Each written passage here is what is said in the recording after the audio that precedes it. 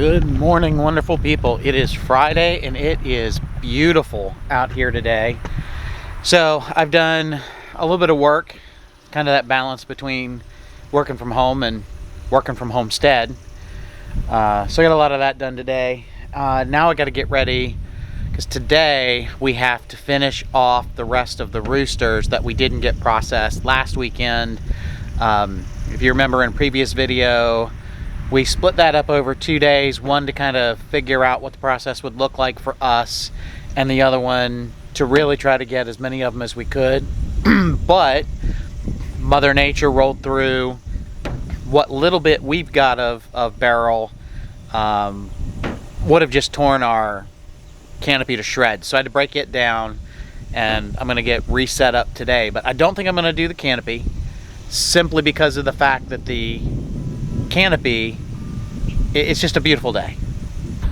So I don't think I'm going to put up the canopy just because it is a beautiful day today. I've only got 4 birds to do. I'm not worried about the sun, and I just don't think it's time-wise. It's going to take me 30 minutes to get that canopy put together. So we're just gonna make sure we sterilize really good as we do these 4 birds and rock them out and then move on, because I also have some other things that need to get done today. I had to go out this morning and pick up supplies, mainly propane. You know, one of the things when we were talking about processing birds, you know, I'm thinking about all the standard stuff that you need, right? The processing cones and all that sort of stuff. But there's just some miscellaneous supplies I didn't think about, one of which is cost of propane, because I still have to heat water for defeathering, and I have to heat water for shrinking the bags, and it is different water. So we went through probably about a half tank ish of propane doing that last weekend. So I had to go out and fill up the tank. So that's where I'm at right now, is getting this tank out. So I got to get this down, and then while I was there, I picked up, get that down. I picked up a spur of the moment purchase. I picked up a spur of the moment purchase of these rose bushes. I don't know if you can see them. There we go. So I actually got 8 of these. I have no idea what kind they are, but I guess I'll figure that out once I get the chickens done. But the reason I got them is because they had them on clearance for $4 a piece. So original retail on these was about $13.99. I got them back at Mother's Day for, I think, $8.99, something like that. Wasn't really sure what they were gonna do, but walked out here the last couple days. I don't know if some of you may have seen this on my Instagram post this morning, just because it was a beautiful shot. We have flowers. So I actually put in 4. There's number 4. I'll get a close up. So I thought these were gonna be pink, and they turned out to be yellow. I knew that was gonna be pink. This one is alive and thriving, but we don't know what it is yet. I think it's supposed to be white. And then this one was supposed to be pink, but that is almost a red. It is so pink. So, as I'm walking in to tell them I need propane, I saw these sitting out there for $4 a piece. And Noelle really wants to take, you see if I can find those. So I planted them right along the driveway here. And Noelle really wants to line the entire driveway with roses. And I'm good with that. I think it'll be beautiful. These should grow 2 or 3 feet. They should grow about 2 or 3 feet in diameter, and based on what I read, they could get 3 to 4 feet high, so they'll make a nice little perimeter bush. And yeah, I think they'll be good. So 8 more will take me up to probably just beyond that tree right there. And I don't know, I may go back and look and see if I want to get anything from the others. Most of them all had just dead on them. I didn't see anything green. I bought everything that had the green on it I could find. But at $4, is it worth the risk? Considering even if they don't grow, I'll still have the place to put them. Comment down below. Let me know what you think. If enough of you support going back and just getting whatever they've got left at $4, then yeah, I think I might just do that. Tell me in the comments. Good morning, everybody, and welcome back. So today I told you guys I would show you how to make yogurt next time I make it. And so today is the day I need to make some. So I'm going to show you how to make yogurt very easily in the Instapot. And I'm going to be using whole raw milk, but you don't have to. You can use whole milk from the store. Just buy a gallon of milk and buy your favorite yogurt with live cultures. And you can make this very simply at home, and it'll save you a ton of money.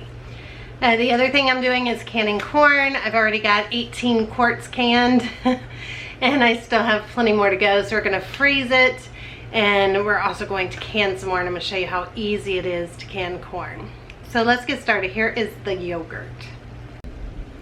Alright, so the first thing I'm going to do is I'm going to scoop off my cream, and if you see with raw milk, if you guys can see that, there is a definite cream line here. Mine is right here. I don't want to shake it about. Normally I would let it sit another day, but we want yogurt, so I'm going to use this now, and that it's not going to work for me, so I have to use a measuring cup.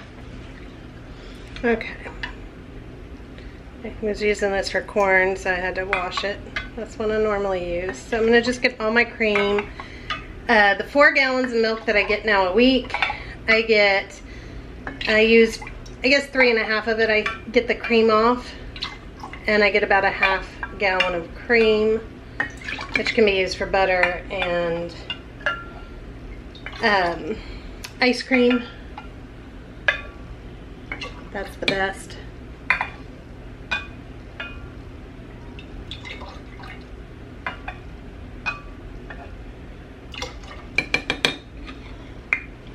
Alright, so I'm going to use that. Then we'll go in the next one. Let's see if I can show you at this angle. There you can see it. There's the cream line right there. So I'm just trying to get that off and not the milk. Now you're going to pick your favorite yogurt with live cultures. It needs to be unsweetened. So it could be, Greek yogurts are really good for this because that usually has live cultures and unsweetened. We love the Greek Gods yogurt. And I had great success with that. You only ever have to buy it once, as long as you continue to make it each week or every other week, because you will just use your yogurt starter that you've created to replenish your yogurt. So for the price of a gallon of milk, you can have, I would say, 1/2 to 3/4 of a gallon of yogurt, depending on how much you strain it.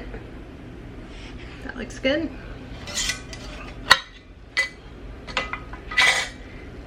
And we like ours. I love a really tangy Greek yogurt, but my family does not. They love like a Yoplait yogurt. So the way that I'm doing it is going to be the consistency of more of like a Yoplait. And then you add some homemade jam to that, and you have like the perfect, perfect amazing yogurt. Let's get a little bit. Okay, that's good for that. I'll get the rest of my milk done here in a minute. So I'm gonna just top this off because I want a full gallon going in my yogurt.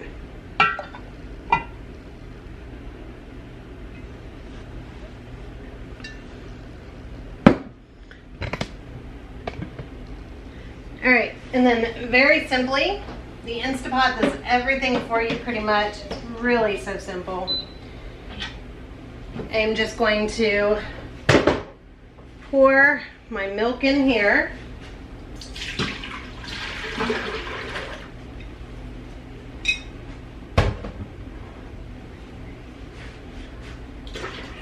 The whole gallon.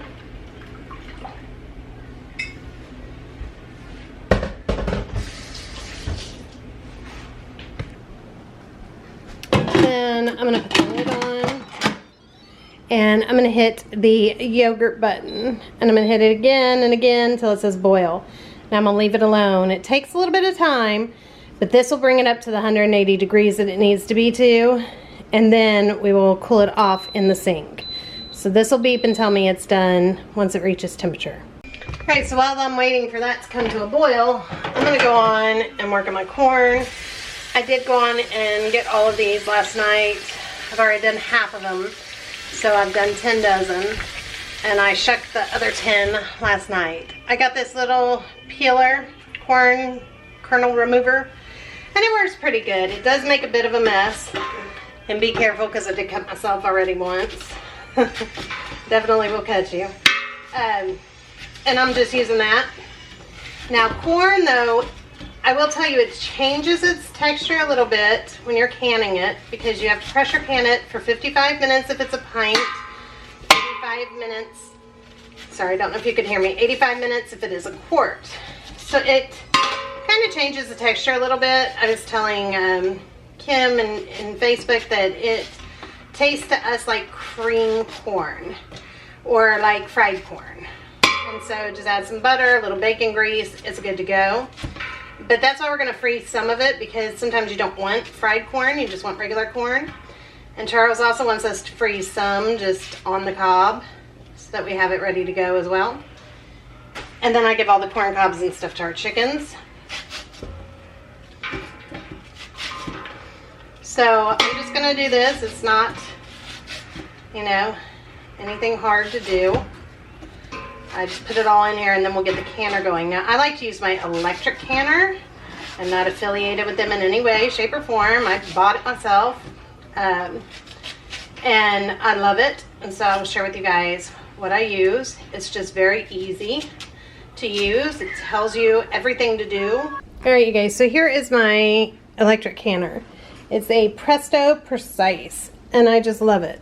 So you can either pressure can or you can water can. You pick which one. All I've done so far is plug it in and this comes up. It talks you through each step on what to do. I'm gonna pressure can because I'm doing corn, so I'm gonna push the button. Then it's gonna pop up a time. Well, I'm gonna do it for 85 minutes, so I'm gonna pop 85 minutes on there and push the button again.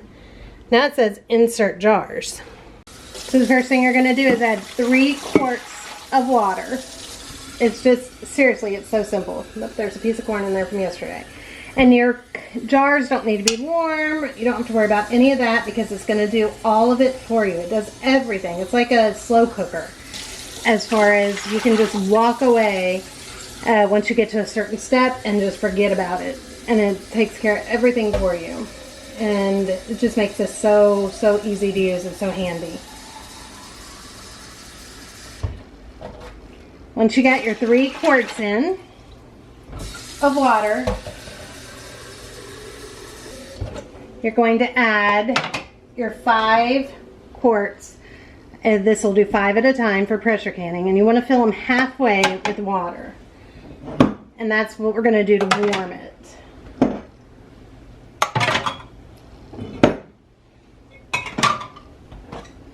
Then you pop your lid on, take your regulator off, which just pops right off. Latch that down. And you're going to hit the start button because you've done it. Now that will boop for us and just kind of give a loud beep when it's warm, and it'll say fill your jars, so you know exactly what to do next. All right, while that's warming, your jars are warming, you want to put a big pot of water on to boil because you're going to need some boiling water to help fill your jars. All right, so now water is boiling enough. I'm going to turn that off. My yogurt button hit, so I'm going to hit cancel now and turn that off. And I'm going to come over here to my sink, right, and I'm going to fill it with cold water. I'm also going to go on and grab a ice, one of my ice containers, and dump some ice in here. All right, so then you dump some ice in. Then I'm going to take my Instapot and I'm going to set it in this water.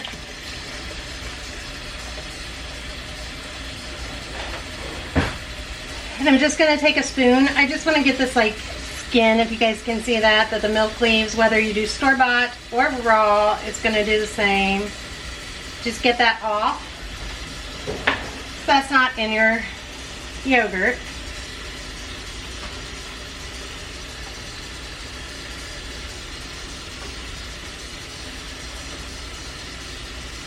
And then the next thing we're going to do is just keep stirring it so no more skin forms on here. That should be good enough. So we're just going to stir this. And I have a really clean here meat thermometer. This is just one I have, it's digital. We want to cool this down to be 110 to 115 degrees. This is really like the hardest part of the whole thing. It's really very, very simple. Don't be intimidated because there's a few steps, because it really makes the best yogurt. Saves you so much time, so much money. Yep, it's saying fill my jars. That's all right though. That'll wait and stay warm long enough for me to get this down. It cools down pretty quick. Just make sure you keep stirring it. And this won't be ready though until like right before I go to bed. I'll be pushing it to get it done at 11 tonight. But if you want it thicker, you can always leave it overnight, or however, we'll talk about that as we get closer. But you can see this is just constantly dropping. So I'll just stir this here for a few minutes. Okay, and then if you guys can see, this is at 115.7, 0.5. It really goes down pretty quick. 0.2, 115. I'm going to let it go probably to about 112. Just so I know it's nice and cooled off. And then we're just going to move it back over to our Instapot.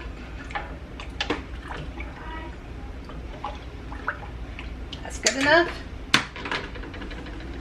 This then is going back over to our Instapot. Okay, now that's in here. I'm going to grab our yogurt. Now this is our leftover yogurt, or you would grab some new yogurt that you have, that you bought that you want it to taste like. So I'm going to just take this, I'm going to spoon a little of this warm milk in here because I want this to stir up so it will mix really good and not be chunky in my Instapot. So I want to thin it out a little bit. So just taking a little bit of that warm milk, mixing it with the yogurt. That's it, pouring the yogurt in here. And that gets all the active cultures in here, ready to go. Give it a stir.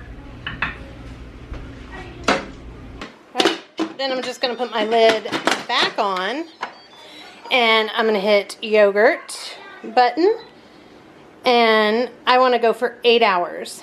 And now that'll go for 8 hours. Now if you want it really tangy, you can go up to 12 hours. You can go, if it's raw and you're not heating it and everything, you can go up to 24 hours. But anywhere from 8 to 12 hours.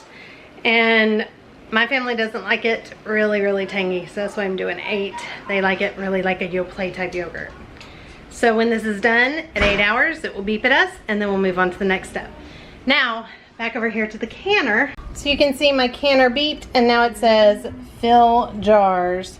So what we're gonna do is we're gonna release this, and we need to open this. And then we are gonna dump the water out of our jars. So I just lift them with my lifter and I dump them into the sink. Okay, and you wanna make sure that you have some kind of like a towel down, because you don't want the cold surface of the counter to bust your jars. So the towel helps kind of buffer that. And then we're just gonna set our jars on the towel. As well as when you empty or get them out after they're done processing, you also wanna make sure you have them on a towel.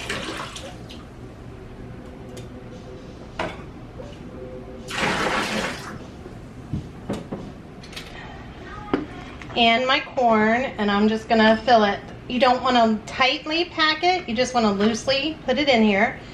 And I'm gonna fill it, you want a 1-inch headspace, which pretty much comes to right here where the rim starts to kind of taper. So just very loosely, like I said, no pushing it down. It does make a little bit of a mess. I'm also trying to stay out of your way so you can see. Just shake it out of there. And you're just gonna do that with all. Now, if you want to add salt, you can do that. I'm not adding anything to mine. I'm just doing plain corn. This corn also canned. It does taste like a fried corn, but it's also be great in like a potato soup or corn chowder, beef stew, you know, anything like that that you want to put corn in.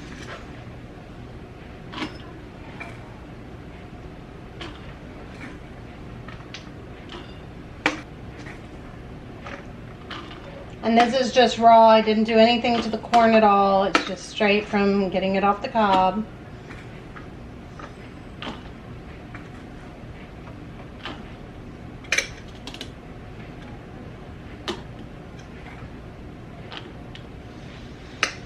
Okay, then we're gonna ladle our hot water.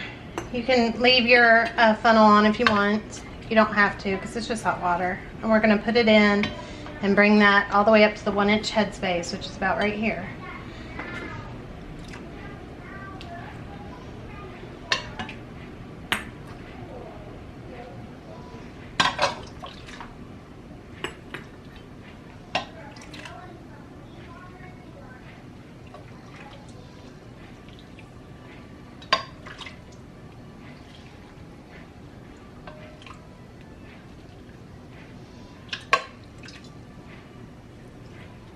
And then the next step, if you run out of water like I did, I find the fastest way is just use the electric kettle. So I've got water heating up to finish it because I didn't get enough going. I'm just taking this. You need just something long and thin to get in here. You're going to get the air bubbles out. And just go around each one.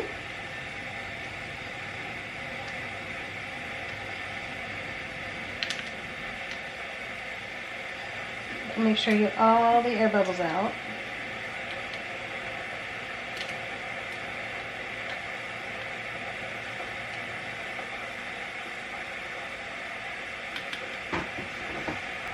Then with a clean, damp rag, or you can even put some vinegar on it, just plain white vinegar if you want. You're going to go around each of your tops. And then I also like to go around with my finger. I just want to make sure there's no chips or any like cracks in the glass that is going to keep it from sealing.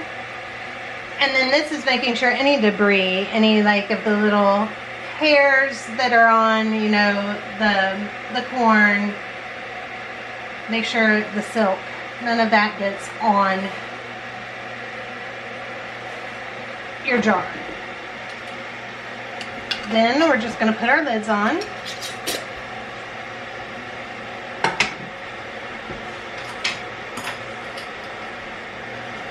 And put them back into our canner. You don't want to squeeze them too tight. Okay, so they say finger tight. That just means you want it on there. Don't put it so that you can't get it off. But you don't want to. You want to be able to pick it up by it and not just have it fall off. But you don't want to put it on real tight.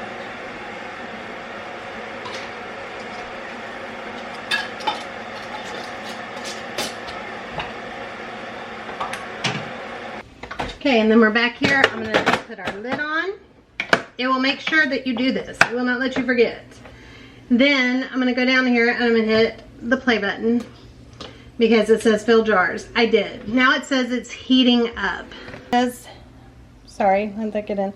Now it says it's heating up. So now we're going to let it go again. And this is where you still can't really go too far. You want to hear it beep because then it's going to beep and say put the regulator on. That's this.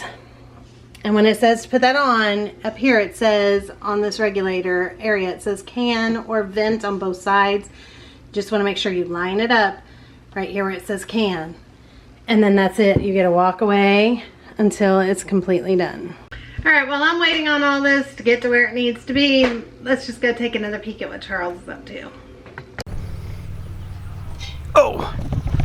All right, so for right now, I'm gonna walk back and get this propane tank back where we did the bird processing on Friday. I need to get the whole area cleaned up.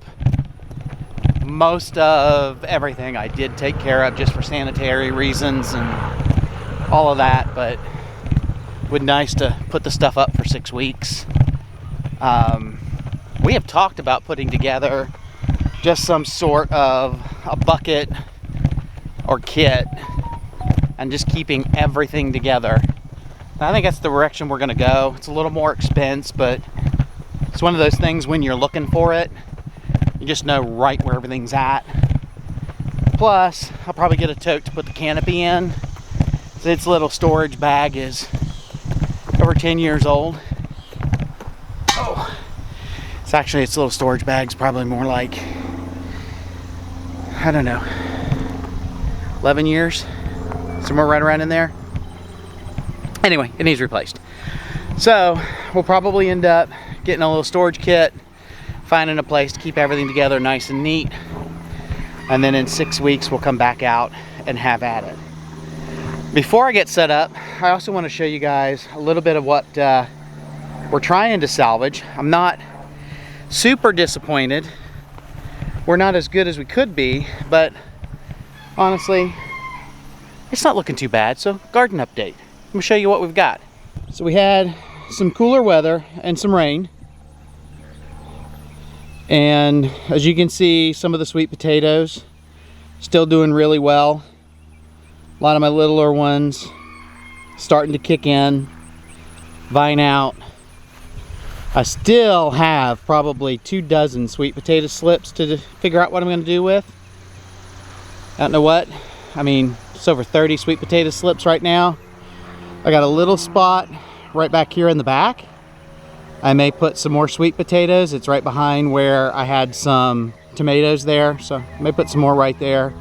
We still have not done anything with this bed. I am pushing the limit on anything we could do there now. We'll figure it out. And tomatoes. Not looking too bad. So even the small ones, you can see little guy right there, looking pretty healthy. They're small, but they're good. I went through yesterday and trimmed all those up. Made sure they didn't have anything laying on the ground. Got to tie a couple of them up that I missed. Overall, not looking too bad. We're a little thin where some didn't grow.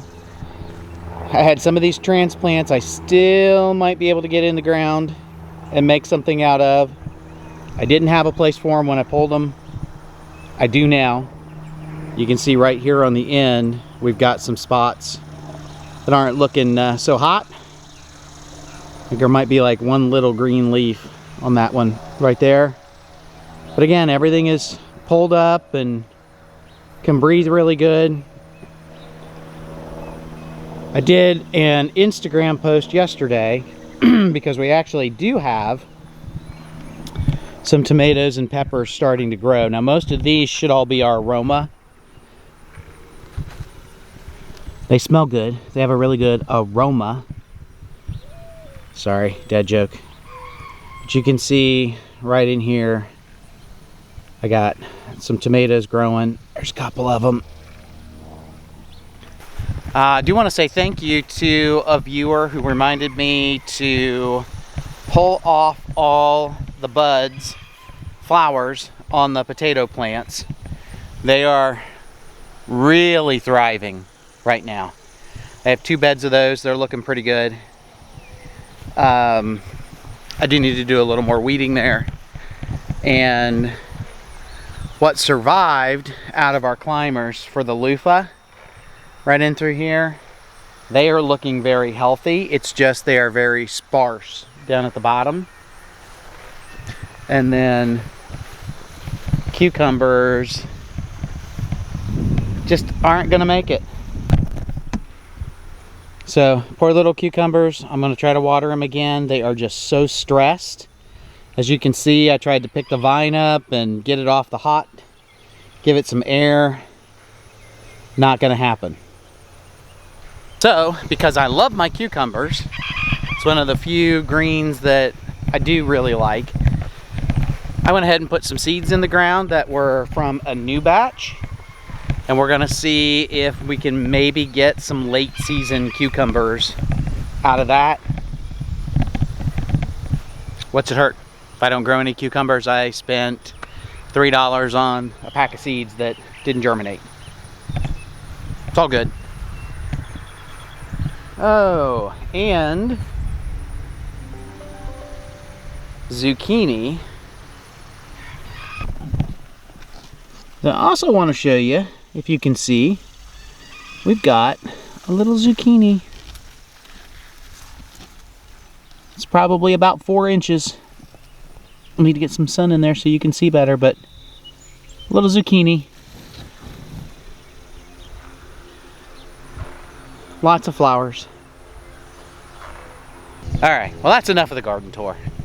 I just wanted to let you see that even though it's struggling, the garden is fighting to try to produce. So we'll keep you updated as time goes on. And, you know, anything we've grown is still a step ahead of having to go and buy it at the grocery store. So even though it may not be much, it's still a win-win in my book. I need to take and get this area set. We got to get these chickens processed. I'll check with you guys a little bit later. All right, so now the canner says 10 minutes. That means it came up to pressure. If you were doing a regular pressure canner, you'd see the steam and it would count down for 10 minutes. That's where this is at right now. It's got a steady steam. So it'll count down for 10 minutes, then it'll beep and we'll put on our regulator. All right, so while we're waiting on that, I'll do a quick little weight loss update because I went to the doctor now a week ago. And I didn't give an update last week. I was aggravated and disappointed because I went and I had gained 2 pounds and I asked the doctor, what's going on? Why would that be? And she said, because I felt so good and I had so much energy and I was loving Manjaro. And I said, I don't get it. She said, well, switching from semaglutide to Manjaro or tirzepatide, however you say it. She said that I actually would have lost weight. And she said, so don't get discouraged because 2 pounds is great. Most people gain 5 to 10 pounds of water weight. They don't really understand why. But when you switch medication, she said that's just what's been happening. So that means in reality, you really did lose. So just hang in there. I promise next month, the big difference will be on the scale. I don't know. I was very frustrated, so I did break out my scale. And I Monday did my shot of the next dose up. And I will tell you, I've not been feeling great. I feel great energy-wise. I'm just kind of nauseous and nothing really sounds good. Not really hungry for anything. And so I did, though, get on the scale, and I was down 5 pounds since I went to the doctor. So it is definitely gonna be a big loss this month when I go, and it was, as she said, water weight is coming off.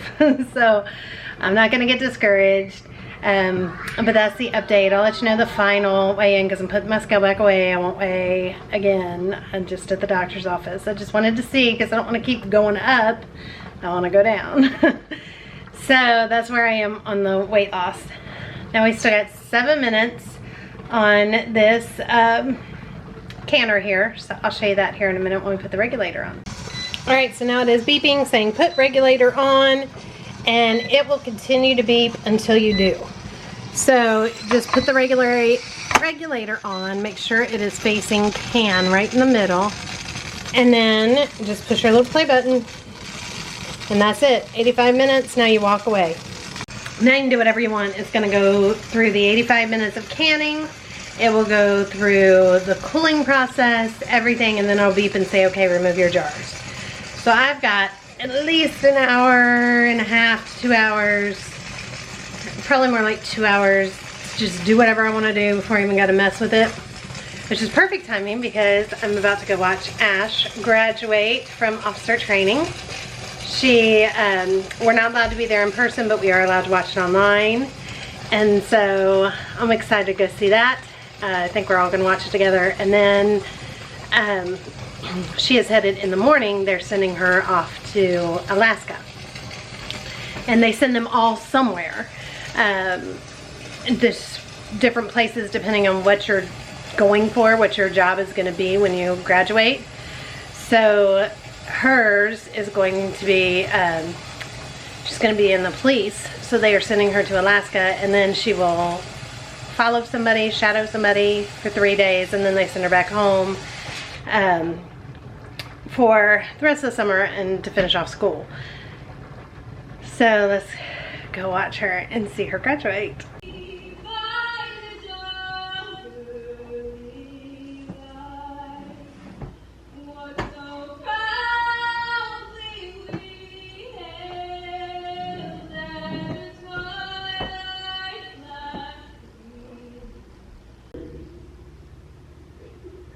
God, we thank you for this day. Thank you for these cadets and all the lessons that they learned here in the field training week. They have been challenged, they have been taken out of their comfort zones, and they have endured this Alabama heat. They have finished this course, but helped them to realize that their learning continues.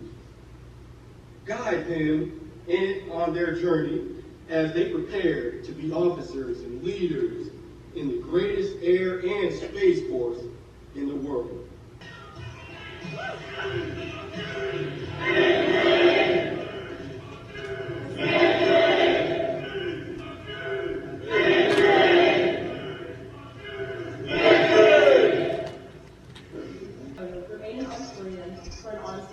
There she is.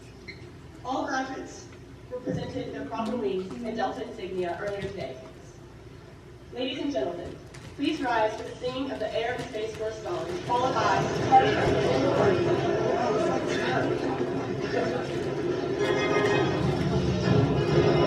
Into the wild blue yonder, fly the eyes of the sun.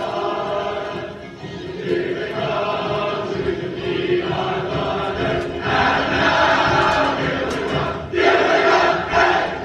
Now the eyes like the blaze of honor, of the blood of the roar.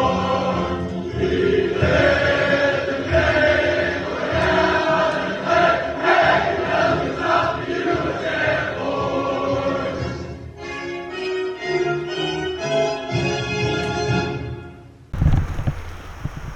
It is about 8 o'clock at night, and we did all 4 chickens that were left. They only took us about an hour and a half, so it went a little bit better. I did a little better, I think, with kind of the defeathering piece and figuring out water temperature and all that fun stuff, and Noelle did a fantastic job just getting them all prepped and kind of having, you know, herself ready for the next one once I got it ready. So we were definitely getting into a groove on those 4, and I think as we continue to do it, we will continue to get better. So that said, it is, as I said, 8 o'clock. It is beautiful sun, which you can't see, but take my word for it, it's beautiful. Temperature's coming down. I actually spent about an hour watering plants that I didn't record, just because, you know, they're looking a little heat stressed, and even though we got rain a few days ago, they're just really struggling. So got those watered tonight, and hopefully that'll help some of them bounce back. I think what really triggered it is I was looking at the pumpkins, and I've got some of the pumpkin plants which size-wise they're beautiful. They're making some really great pumpkins, but they're looking very yellowed and stressed, and so I was like, you know, we'll do some watering tonight. So I got that done, but I do need to pick one of the kids up here. Could be 8:30, could be 9 o'clock, could be 9:30. We don't know until they're done. So I don't want to get into any other really big project, but I figured what I would do is go ahead and work on some of those mystery rose bushes and getting them kind of planted. Now, before I get into that, you're going to see me use a round ring that I'm using to kind of dig out for where I want to put the mulch down. And I just figured, so there's my, you can't really see it, you're going to see me use this ring. I just figured I'd just let you know that that ring actually, because I know somebody's going to ask, came from one of the round disc swings that we had in the backyard for Luke to swing on.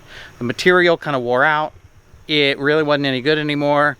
But the frame for it was fantastic, and I knew if I kept it I would find a reason for it, and it has worked out great for me doing. I'll go back and show you those one more time. So those are the round rings that I make with those. So the round ring again is my disc swing, and it was just a really good frame, and it's a perfect size for stuff like that. So I'm going to go in between each one of those with one of these plants, and then keep working my way down. And well, I guess once I see comments, I'll know whether or not we're going to go back and get what they have left. So I'm gonna put the camera down, I'm gonna dig, I'm gonna call it a night for tonight, and I'll see you guys tomorrow.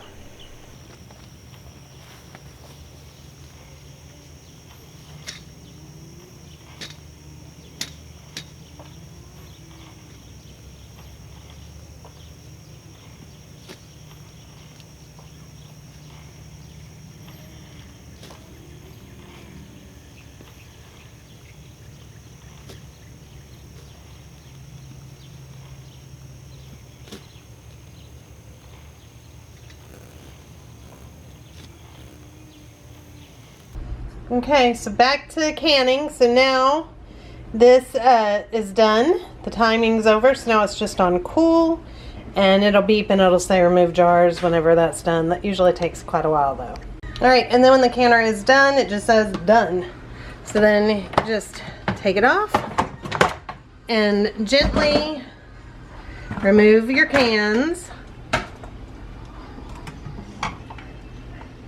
And make sure you're setting them again on a dish towel. And don't touch them, just let them go until they're cooled off. And you can check the seals once they're completely cooled off.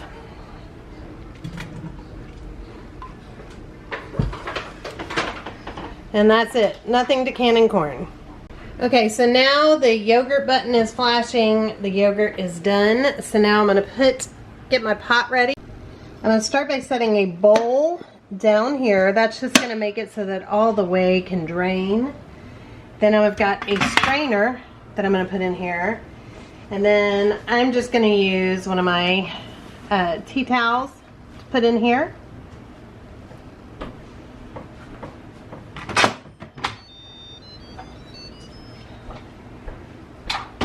You got to back up just for a minute though, and then you can come back over. Okay, now you can come back over. Okay, and then I am just going to pour my yogurt, it's splattering everywhere, in here. Trying not to splatter it too hard.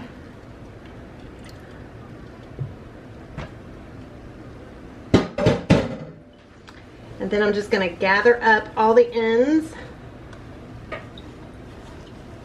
trying not to spill it.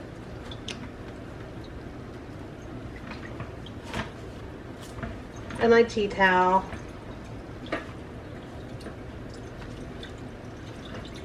Oh, it's oozing out. I'm gonna let it drain for a second, and then we're just gonna kind of wrap it to add a little bit of pressure to help it drain. And I'm gonna let this drain for about, well, it's 8 o'clock, so I'll let it drain probably for about 2 to 3 hours. Oh, I'm losing some.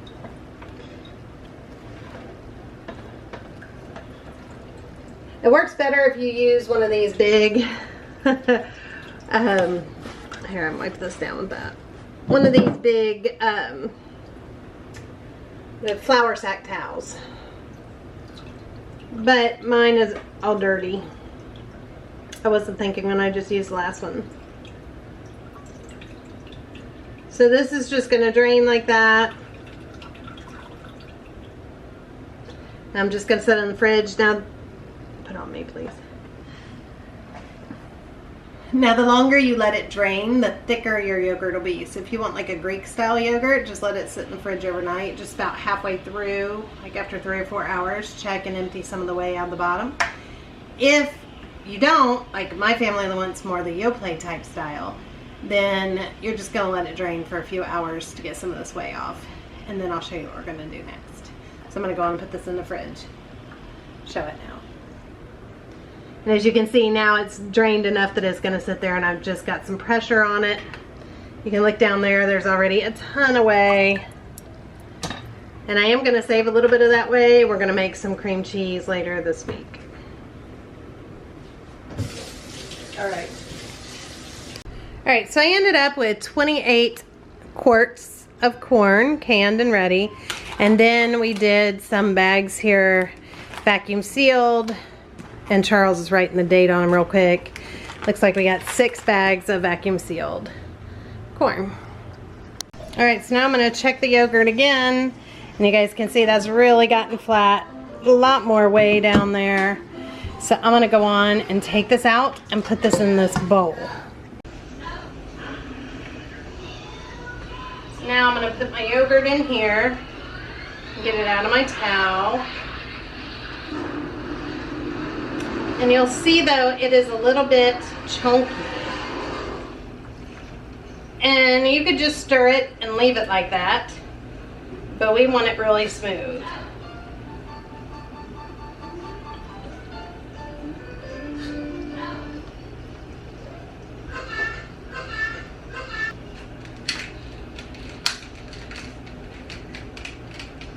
So all I'm gonna do is take my immersion blender, and this will also thicken up more as it sits overnight, and it will turn out to be the perfect consistency. Just smash it up.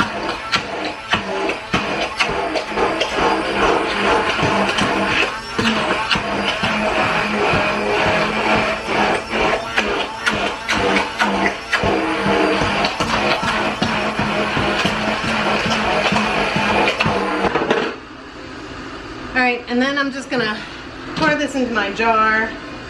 This will make about half a gallon of yogurt.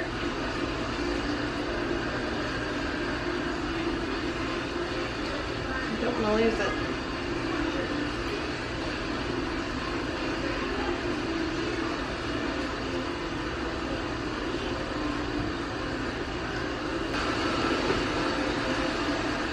So you definitely get a lot away. So you don't want to throw that out. If you have animals, you can feed it to animals, or it's still full of lots of vitamins and minerals. So you can use it to replace water in recipes if you want.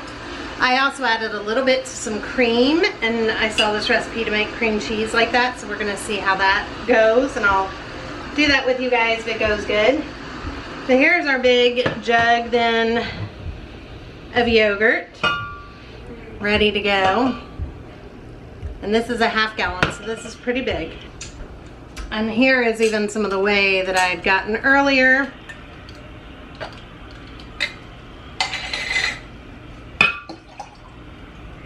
So I'll just combine that.